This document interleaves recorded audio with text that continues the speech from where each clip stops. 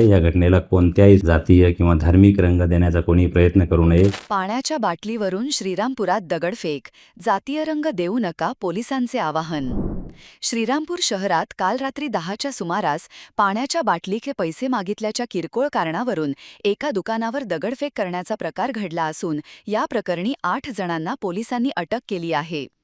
किरकोळ कारणावरून अचानक हा प्रकार घडलेला असून त्याला कोणीही जातीय रंग देण्याचा प्रयत्न करू नये असे आवाहन ते अप्पर पोलीस अधीक्षक सोमनाथ वाकचौरे यांनी केले आहे।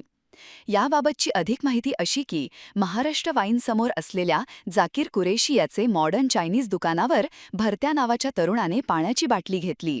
मात्र पैसे मागितल्याचा त्याला राग आला। हनुमान जयंतीची मिरवणूक संपल्यावर तुला दाखवतो असे म्हणत भरत्या तेथून निघून गेला।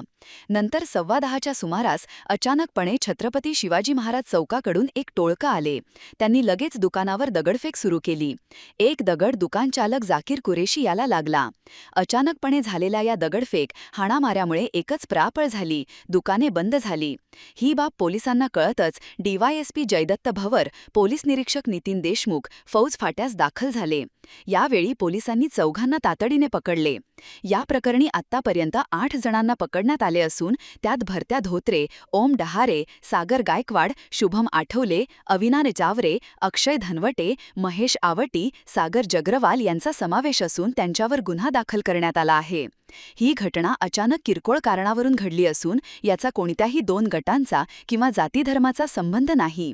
कोणीही अफवा पसरू नये असे आवाहन ते अप्पर पोलीस अधीक्षक सोमनाथ वाकचौरे यांनी केले आहे। आज सायंकाळी श्रीरामपूर शहरातील संगमनेर रोडवरील मॉडर्न चायनीज दुकानामध्ये एक किरकोळ दगडफेकीची घटना घडून त्या दुकानातील जे काही समोरच्या काचा वगैरे आहेत त्या फोडण्यात आलेल्या आहेत। ही जी घटना आहे ही घटना यातील आरोपी आणि दुकानदार यांच्यामधील एक पाण्याच्या बाटलीच्या व्यवहारावरून किंवा पाण्याच्या बाटलीच्या किमतीवरून ही घटना घडलेली आहे। ही घटना कोणत्याही पूर्वीच्या कारणावरून किंवा कोणीतरी फूस दिल्याच्या कारणावरून किंवा कोणीतरी या घटनेच्या मागे आहे असं काही कारण नाही। अगदी आकस्मिक कारणातून ही घटना घडलेली आहे। या घटनेला कोणत्याही स्वरूपाचा जातीय किंवा धार्मिक रंग देण्याचा कोणी प्रयत्न करू नये। यातील जे काही 4 आरोपी आहेत ते आपण ताब्यात देखील घेतलेले आहेत। या घटनेच्या संबंधात यातील दुकान चालक जे आहेत त्यांच्या फिर्यादीवरून गुन्हा देखील दाखल करण्यात आलेला आहे। बाकीचे जे आरोपी आहेत ते देखील ताब्यात घेण्यासाठी आपली पोलीस टीम रवाना झालेले आहेत। कोणीही या घटनेसंबंधाने कोणत्याही अफवा पसरवू नये किंवा जातीय धार्मिक तेढ निर्माण होईल असे वक्तव्य करू नये किंवा असे मेसेजेस